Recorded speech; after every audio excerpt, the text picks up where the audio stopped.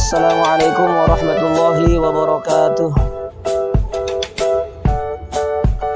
Alhamdulillahilladzi hadana li hadza wa ma kunna linahtadiya laula an hadanallah.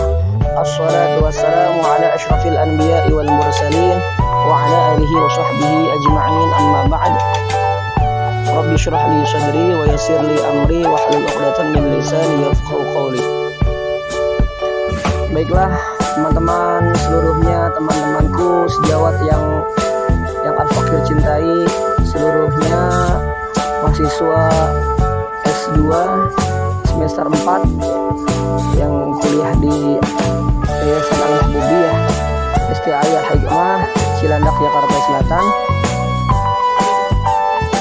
Baiklah, pertama-tama kita buka acara ini dengan membaca basmalah Bismillahirrahmanirrahim. Ya, tak lupa pula kita haturkan kehadirat Allah Subhanahu wa taala yang telah memberikan kita bermacam-macam nikmat. Shalawat beri salam sebuah tetap curah kepada junjungan kita baginda Sayyidina Maulana Muhammad abduhu wa rasuluh, yang mudah-mudahan kelak di yaumil qiyamah kita mendapatkan syafaatul uzma dari beliau, yang mudah-mudahan kita termasuk dari hambanya dan juga termasuk murid dari beliau yang selalu senantiasa membasahi lidah kita dengan membaca sholawat, dan mudah-mudahan termasuk dari orang yang mau mengikuti ajaran dan juga sunnah-sunnah dari Rasulullah SAW. Amin ya Allah ya Rabbal Alamin. Nah, baiklah, saya di sini akan memberikan pemahaman dan juga pembahasan tentang pasca kemerdekaan, jadi sejarah pendidikan Islam yaitu di masa kemerdekaan. Apa sih kemerdekaan? Kata kemerdekaan dalam bahasa Indonesia adalah bebas atau lepas dari penjajahan atau kembali, yaitu kebebasan atau kelepasan dari penjajahan atau kendali. Dalam konteks sejarah Indonesia, kata merdeka sangat terkait dengan perjuangan bangsa Indonesia untuk mendapatkan kemerdekaan dari penjajahan Belanda pada tanggal 17 Agustus 1945. Momentum yang mendorong penerus bangsa untuk menumbuhkan semangat nasionalisme. Semangat ini akan memantik rasa patriotisme dan cinta tanah air dan menjadi sebuah identitas dan rasa tanggung jawab setiap jiwa yang pada akhirnya menjadi entitas bangsa. Apa makna kemerdekaan bagi para pelajar? Yaitu makna merdeka memiliki berbagai dimensi yang penting dalam konteks perkembangan pribadi, pendidikan, dan keterlibatan sosial. Arti merdeka bagi seorang pelajar berarti memiliki kebebasan untuk berpikir kritis, menganalisis, dan mengeksplorasi ide-ide tanpa adanya hambatan. Jadi seorang pelajar sudah selayaknya dan sewajarnya untuk selalu berpikir kritis, selalu mengkritisi dengan apa adanya problematika kehidupan atau permasalahan, dan juga selalu menganalisa apa permasalahan yang terjadi untuk mencari jalan keluarnya, dan juga selalu mengeksplorasi ide-idenya tanpa batas. Walaupun ada hambatan, ada rintangan, itu selalu mengeluarkan ide-ide yang terbaru. Itulah makna kemerdekaan bagi pelajar. Ya, baiklah, kita akan memasuki tentang di masa kemerdekaan Indonesia, yang tak terlepas itu dari negara-negara penjajah, dari suatu penjajahan. Di antaranya dari penjajahan negeri Belanda, kemudian penjajahan negeri Portugis atau Portugal, dan juga penjajahan dari negeri Jepang. Mereka datang kemari berlomba-lomba untuk mencari atau mendapatkan rempah-rempah dari tanah tercinta ini, tanah yang begitu kaya akan kemewahan dan juga dari sumber daya alam, dan juga mereka juga menguras akan tenaga-tenaga dari Indonesia, yaitu SDM-nya, sumber daya manusia. Oleh karenanya sejarah tentang kemerdekaan ini tidak boleh kita lepas begitu saja, harus kita selalu ingat dan selalu kita kenang untuk anak cucu kita nanti, untuk mengenang masa kelam-kelam Indonesia pada saat penjajahan di zaman kolonial Belanda, Jepang maupun Portugis. Oke, yang pertama kita akan membahas apa itu Orde Lama. Orde Lama berlangsung selama sekitar 22 tahun. Pada tahun 1945 sampai 1966. Jadi sekitar 22 tahun, dari 1945 sampai 1966. Di bawah kepemimpinan siapa? Yaitu presiden dan pemimpin kita yang bernama Insinyur Soekarno. Di era ini, di pemerintahan Prof. Insinyur Soekarno terjadi beberapa kali sistem pemerintahan, mulai dari presidensial, parlementer, demokrasi liberal, hingga demokrasi terpimpin. Kemudian Orde Lama adalah era di mana Indonesia baru merdeka, sehingga pemerintahan belum begitu stabil. Pemerintahan bersama rakyat masih disibukkan dengan usaha mempertahankan kemerdekaan yang hendak kembali direbut penjajahan Belanda. Kemudian kebijakan pemerintah dalam bidang pendidikan agama Islam pada masa Orde Lama.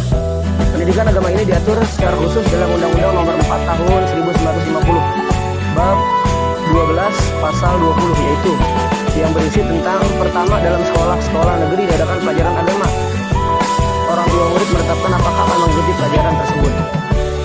Yang kedua, cara penyelenggaraan pengajaran agama di sekolah-sekolah negeri diatur dalam peraturan yang ditetapkan oleh Menteri Pendidikan, Pengajaran, dan Kebudayaan bersama-sama dengan Menteri Agama.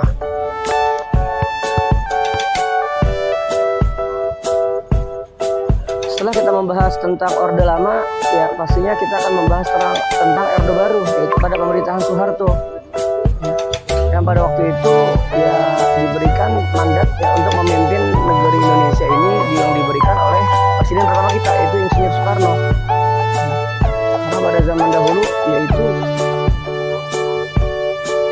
diterbitkannya surat perintah 11 Maret yang dinamakan dengan Supersmar pada tahun 1966 yang kemudian menjadi dasar legalitasnya.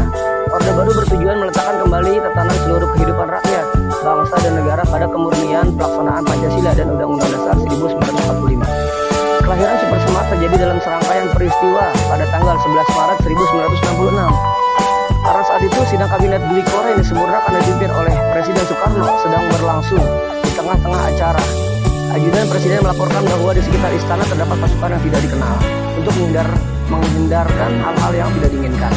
Di ajudan Presiden atau Pas Pampres tersebut ini melaporkan bahwasanya terdapat pasukan yang tidak dikenal. Ya, ada prajurit yang tidak dikenali, yang tersembunyi. Presiden Soekarno menyerahkan pimpinan sidang kepada Wakil Perdana Menteri atau Waperdam yang bernama Dr. Johannes Leimina dan berangkat menuju istana yang berada di Bogor, istana negara yang berada di Bogor. Didampingi oleh Waperdam Dr. Subandrio dan Waperdam Khairul Soleh. Leimina sendiri menyusul presiden setelah sidang berakhir. Di tempat lain, 3 orang perwira tinggi yang bernama Mayor Jenderal Basuki Rahmat, Brigadir Jenderal Muhammad Yusuf, dan Brigadir Jenderal Amir Mahmud bertemu dengan Letnan Jenderal Soeharto selaku Menteri Panglima Angkatan Darat dan Panglima Komando. Operasi pemulihan keamanan dan ketertiban yang disingkat Pangkopkamtib untuk meminta izin menghadap Presiden. Segera setelah mendapat izin pada hari yang sama, 3 perwira tinggi ini datang ke Istana Bogor dengan tujuan melaporkan kondisi di ibu kota Jakarta, meyakinkan Presiden Soekarno bahwa Angkatan Bersenjata Republik Indonesia, khususnya Angkatan Darat, dalam kondisi siap siaga. Namun mereka juga memohon agar Presiden Soekarno mengambil tindakan untuk mengatasi keadaan ini. Menanggapi permohonan ini, Presiden Soekarno mengeluarkan surat perintah yang ditujukan kepada Letnan Jenderal Soeharto. Surat perintah tersebut ditujukan kepada Jenderal Soeharto selaku Menteri Panglima Angkatan Darat pada waktu itu untuk mengambil tindakan dalam rangka menjamin keamanan, ketenangan, dan stabilitas pemerintahan demi keutuhan bangsa dan negara Republik Indonesia. Perumusan surat perintah ini sendiri dibantu oleh 3 perwira tinggi, yaitu dari kalangan TNI ABRI yang bernama 1. Mayor Jenderal Basuki Rahmat, 2. Brigadir Jenderal Muhammad Yusuf, 3. Brigadir Jenderal Amir Mahmud, dan 4. Brigadir Jenderal Sabur, Komandan Pasukan Pengawal Presiden Cakrabirawa. Surat perintah ini kemudian dikenal sebagai Surat Perintah 11 Maret 1966 atau Supersmar.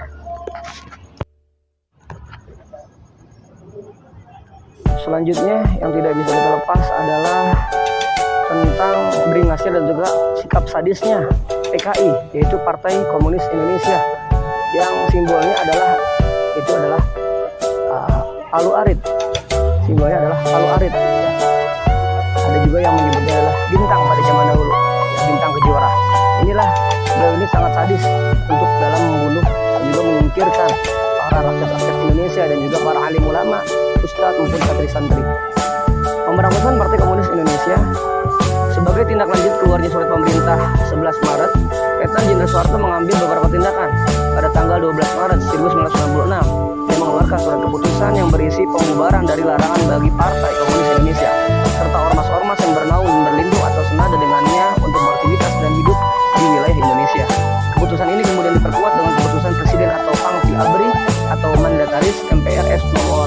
1/3/1966 tanggal 12 Maret 1966. Keputusan pembubaran Partai Komunis Indonesia beserta ormas-ormasnya mendapat sambutan dan dukungan karena merupakan salah satu realisasi dari Tritura. Maka mendapatkan sambutan khusus dan dukungan, yaitu dukungan kepada Partai Komunis Indonesia beserta juga dengan anggota dan jajarannya. Kemudian pada tanggal 18 Maret 1966, Pak Jenderal Soeharto mengamankan 15 orang menteri yang dinilai tersangkut dalam gerakan 30 SPKI dan diragukan etika baiknya yang dituangkan dalam keputusan Presiden nomor 5 tanggal 18 Maret 1966. Dia kemudian memperbaharui kabinet Bikora yang disempurnakan dan membersihkan lembaga legislatif termasuk MPRS dan DPR GR. Dari orang-orang yang dianggap terlibat gerakan 30 September, keanggotaan Partai Komunis Indonesia dalam MPRS dinyatakan gugur. Peran dan kedudukan MPRS juga dikembalikan sesuai dengan Undang-Undang Dasar 1945, yakni di atas Presiden bukan sebaliknya. Di DPR GR sendiri secara total ada 62 orang anggota yang diberhentikan. Kemudian Letnan Jenderal Soeharto juga memisahkan jabatan pimpinan DPR GR dengan jabatan eksekutif, sehingga pimpinan DPR GR tidak lagi diberikan kedudukan sebagai menteri. Pada tanggal 20 Juni hingga 5 Juli 1966 diadakanlah sidang umum 4 MPRS dengan hasil sebagai berikut. Yang pertama, ketetapan MPRS nomor 9/MPRS/1966 tentang pengesahan dan pengukuhan Supersemar. Yang kedua, ketetapan MPRS nomor 10/MPRS/1966 mengatur kedudukan lembaga-lembaga negara tingkat pusat dan daerah. Ketiga, ketetapan MPRS nomor 12/MPRS/1966 tentang kebijaksanaan politik luar negeri RI bebas aktif. Selanjutnya, keempat, ketetapan MPRS nomor 13/MPRS/1966 tentang pembentukan kabinet Ampera. Selanjutnya, kelima, ketetapan MPRS nomor 19/MPRS/1966 tentang peninjauan kembali TAP MPRS yang bertentangan dengan Undang-Undang Dasar 1945. Selanjutnya, keenam, ketetapan MPRS nomor 20/MPRS/1966 tentang sumber tertib hukum RI dan tata urutan undang-undang perundang-undangan di Indonesia. Ketetapan MPRS ini yang banyak terinisiasi oleh teori hukum murni Hans Kelsen. Menyatakan sumber hukum RI adalah Proklamasi Kemerdekaan Indonesia, Dekret Presiden Republik Indonesia tahun 1959. Yang terakhir adalah ketetapan MPRS nomor 25/MPRS/1966 tentang pembubaran Partai Komunis Indonesia. Pernyataan sebagai organisasi terlarang seluruh wilayah Republik Indonesia bagi Partai Komunis Indonesia dan larangan setiap kegiatan untuk menyebarkan atau mengembangkan paham atau ajaran komunisme atau Marxisme-Leninisme. Hasil dari sidang umum yang keempat MPRS ini menjadi landasan awal tegaknya Orde Baru dan dinilai berhasil memenuhi 2 dari Tritura, yaitu pembubaran Partai Komunis Indonesia, membubarkan PKI tersebut, dan pembersihan kabinet dari unsur-unsur partai yang sadis tersebut. Selain dibubarkan dan dibersihkan, kader-kader PKI juga dibantai, khususnya di wilayah pedesaan-pedesaan di Pulau Jawa. Pembantaian ini tidak hanya dilakukan oleh angkatan bersenjata, namun juga oleh rakyat biasa yang dipersenjatai. Selain kader, ribuan pegawai negeri, ilmuwan, dan seniman yang dianggap terlibat juga ditangkap dan dikelompokkan berdasarkan tingkat keterlibatannya dengan PKI. Sebagian diasingkan ke Pulau Buru, sebagian pulau kecil di wilayah Maluku. Jadi sebagian juga diasingkan, dipindahkan ke pulau kecil di wilayah Maluku. Sejak pertengahan dekade 1980-an, pada tanggal 30 September 1966, setiap tahunnya pemerintah menyayangkan film yang menggambarkan Partai Komunis Indonesia sebagai organisasi yang keji dan sadis. Jadi memperingati pada tanggal 30 September ya setiap tahunnya untuk mengetahui bahwasannya ini PKI tersebut adalah organisasi yang begitu sadis, yang pembentukan kabinet Ampera dalam rangka memenuhi tuntutan ketiga Tritura Letnan Jenderal Soeharto dengan dukungan ketetapan MPRS nomor 13/MPRS/1966 membentuk kabinet baru yang diberi nama Kabinet Ampera. Tugas utama Kabinet Ampera adalah menciptakan stabilitas ekonomi dan stabilitas politik atau dikenal dengan Dwi Dharma Kabinet Ampera. Program kerja yang dicanangkan Kabinet Ampera disebut catur karya Kabinet Ampera, yaitu pertama memperbaiki penghidupan rakyat terutama di bidang sandang dan pangan. Beliau melaksanakan pemilihan umum dalam batas waktu seperti tercantum dalam ketetapan MPRS nomor 11/MPRS/1966 pada tanggal 5 Juli 1968. Ketiga adalah melaksanakan politik luar negeri yang bebas dan aktif untuk kepentingan nasional sesuai dengan ketetapan MPRS nomor 11/MPRS/1966. 4. Melanjutkan perjuangan anti imperialisasi atau yang tahu anti imperialisme dan anti kolonialisme dalam segala bentuk dan manifestasinya. Kabinet Ampera dipimpin oleh Presiden Soekarno, namun pelaksanaan dilakukan oleh Presidium Kabinet yang dipimpin oleh Jenderal Soeharto. Akibatnya muncul dualisme kepemimpinan yang menjadi kondisi kurang menguntungkan bagi stabilitas politik saat itu. Jadi adanya perpecahan dan perselisihan antar ketua kabinet. Jadi terbagi menjadi dua kelompok yang saling beradu bertabrakan. Ya, kita akan membahas selanjutnya adalah pemilihan umum. Ya, adanya pemilihan umum presiden. Selama masa Orde Baru, pemerintah berhasil melaksanakan 6 kali pemilihan umum, yakni tahun 1971, 1977, 1982, 1987, 1992, dan 1997. Dalam setiap pemilu yang diselenggarakan selama masa pemerintah Orde Baru, Golkar selalu memenangkan pemilu. Ada lagi peran ganda atau disfungsi ABRI. Menurut Koniraha Kundini Bakri, Orde Baru menempatkan militer sebagai pemimpin sentral atau pemain sentral dalam perpolitikan melalui doktrin disfungsi ABRI. Selain menjadi angkatan bersenjata, ABRI juga memegang fungsi politik, didirikannya organisasi politik terbesar di negara. Timbulnya pemberian peran ganda pada ABRI karena adanya pemikiran bahwa TNI adalah tentara pejuang dan pejuang tentara. Kedua TNI dan Polri dalam pemerintahan adalah sama. Di MPR dan DPR mereka mendapat jatah kursi dengan cara pengangkatan tanpa melalui pemilu. Jadi pemilu tersebut tanpa adanya pengangkatan tanpa adanya pemilu.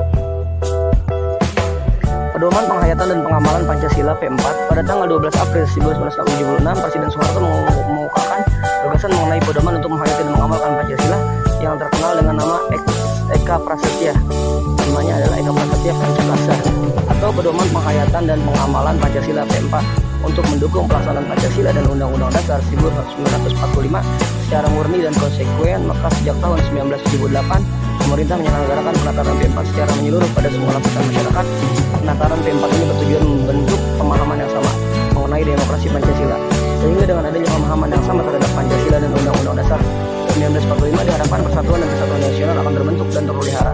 Melalui penegasan tersebut, opini rakyat akan mengarah pada dukungan yang kuat terhadap pemerintah Orde Baru, sehingga sejak tahun 1985 pemerintahan menjadi Pancasila sebagai asas tunggal dalam kehidupan berorganisasi. Semua bentuk organisasi tidak boleh menggunakan asasnya selain Pancasila. Menolak Pancasila sebagai asas tunggal merupakan pengkhianatan terhadap kehidupan berbangsa dan bernegara. Dengan demikian, penataran P4 merupakan suatu bentuk indoktrinasi ideologi dan Pancasila menjadi bagian dari sistem kepribadian, sistem budaya dan sistem sosial masyarakat Indonesia. Pancasila merupakan prestasi tertinggi Orde Baru dan oleh karenanya maka semua prestasi lainnya dikaitkan dengan nama Pancasila, mulai dari sistem ekonomi Pancasila, pers Pancasila, hubungan industri Pancasila, demokrasi Pancasila, dan sebagainya. Pancasila dianggap memiliki kesakralan atau kesaktian yang tidak boleh diperdebatkan. Selanjutnya, Indonesia juga menjadi bagian dan anggota dari PBB. Pada tanggal 28 September 1966, Indonesia kembali menjadi anggota Perserikatan Bangsa-Bangsa PBB. Keputusan untuk kembali menjadi anggota PBB dikarenakan pemerintah sadar bahwa banyak manfaat yang diperoleh Indonesia selama menjadi anggota pada tahun 1955 sampai 1964. Kemudian pembahasan tentang normalisasi hubungan dengan negara lain, yaitu pemulihan hubungan dengan Singapura, pemulihan hubungan dengan Malaysia. Pada tanggal 29 Mei sampai 1 Juni 1966 diadakannya perundingan di Bangkok tentang adanya normalisasi hubungan Indonesia dengan Malaysia. Yang pertama, rakyat Sabah diberikan kesempatan menegaskan kembali keputusan yang telah mereka ambil mengenai kedudukan mereka dalam Federasi Malaysia. Kedua, pemerintah kedua belah pihak menyetujui pemulihan hubungan diplomatik. Dan ketiga, tindakan permusuhan antara kedua belah pihak akan dihentikan. Alhamdulillah, telah kita bahas tentang Orde Lama, kemudian Orde Baru, dan sekarang adalah yang ketiga, ya, periode ketiga, yaitu pada masa reformasi, ya, reformasi di zaman kemerdekaan Indonesia. Presiden Habibie tahun 98 sampai 99. Setelah pengunduran diri Soeharto, Wakil Presiden B.J. Habibie dilantik sebagai presiden dan melakukan berbagai reformasi politik. Pada Februari 1999, pemerintahan Habibie mengesahkan Undang-Undang Partai Politik.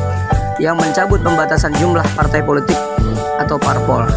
Sebelumnya pada masa Soeharto, hanya 3 parpol yang dibolehkan. Parpol juga tidak diwajibkan berideologi Pancasila. Hal ini mengakibatkan partai politik bermunculan dan 48 diantaranya akan bersaing dalam pemilihan legislatif tahun 1999. Pada Mei 1999, pemerintah Habibie mengesahkan Undang-Undang Otonomi Daerah yang merupakan langkah pertama dalam desentralisasi pemerintahan Indonesia dan memungkinkan provinsi-provinsi untuk lebih berperan dalam mengatur daerahnya.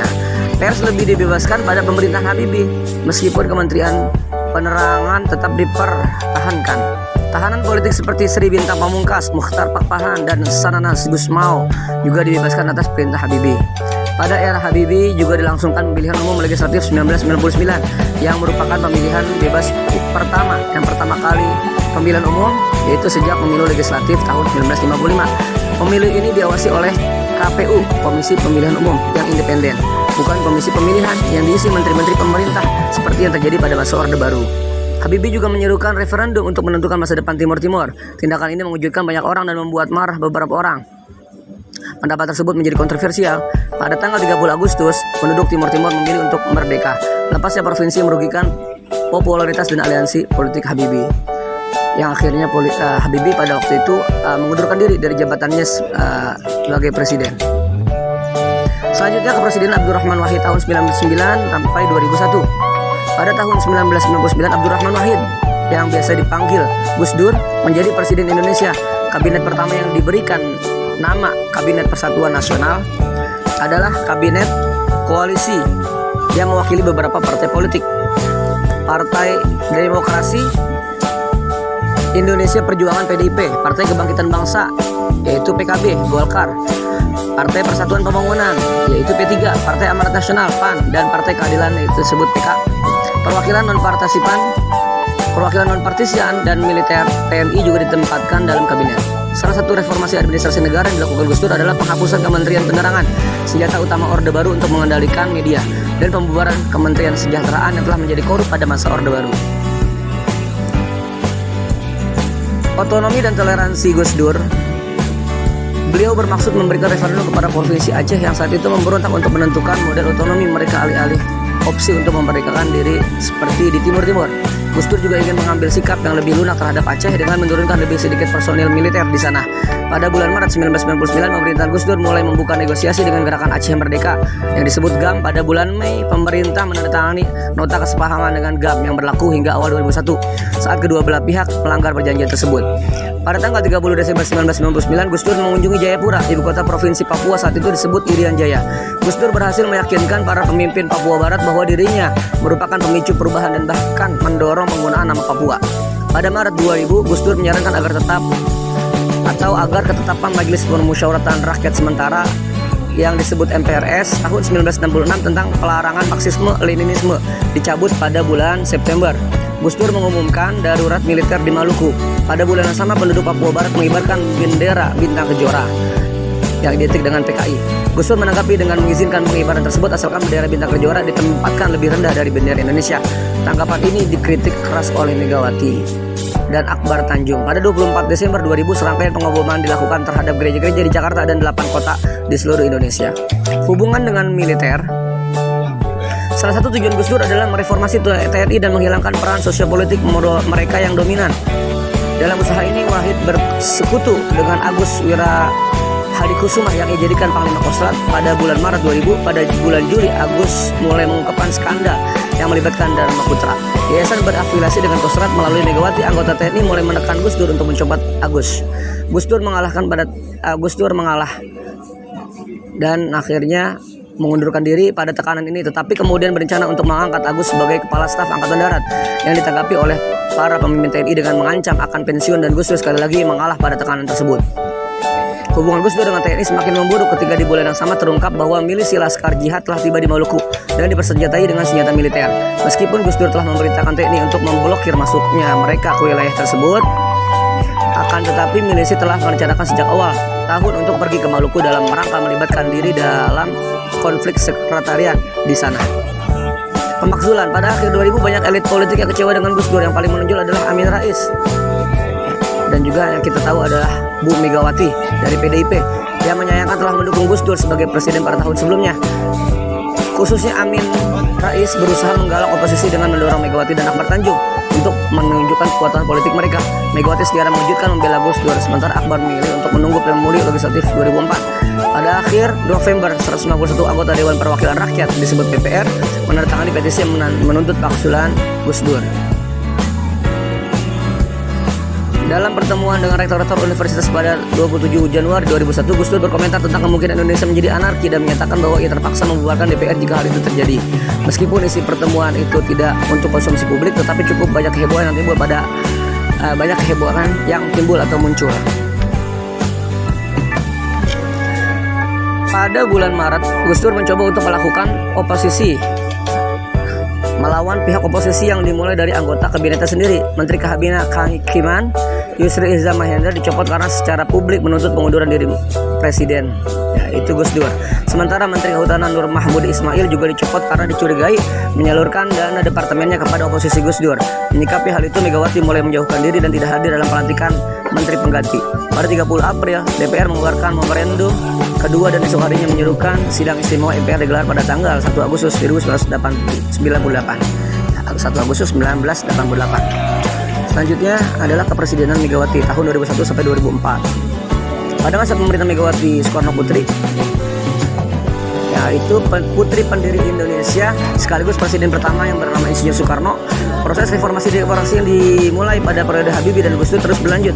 Meskipun berjalan lambat dan tidak menentu, Megawati mengumumkan susunan kabinet gotong royong pada tanggal 10 Agustus 2001 untuk membantunya mengatur negara. Selama kabinet ini bertugas, Megawati tidak pernah melakukan perombakan kabinet dan hanya mengangkat beberapa pelaksana tugas karena beberapa menteri mengundurkan diri sehubungan dengan pencalonan mereka pada Pilpres 2004.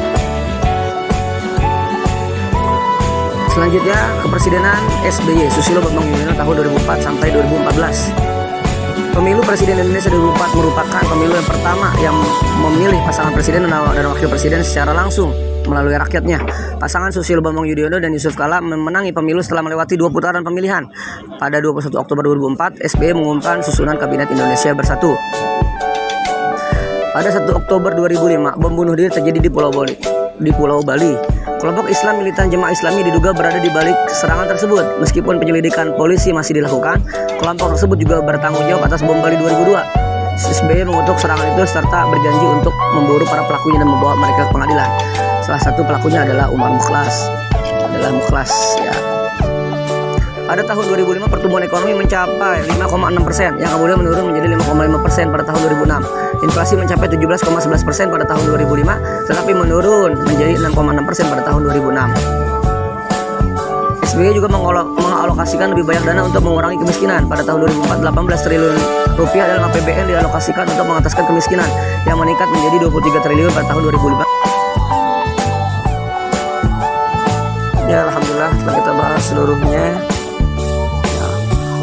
Selesai kita bahas ya tentang berkaitan sejarah pendidikan Islam yang membahas tentang pasca kemerdekaan Indonesia. Jadi terbagi menjadi 3 bagian, yaitu pada masa Orde Lama, kemudian pada masa Orde Baru pada zaman era Jenderal Soeharto, dan juga ketiga pada masa reformasi zaman B.J. Habibie ya, sampai pada masa sekarang ini.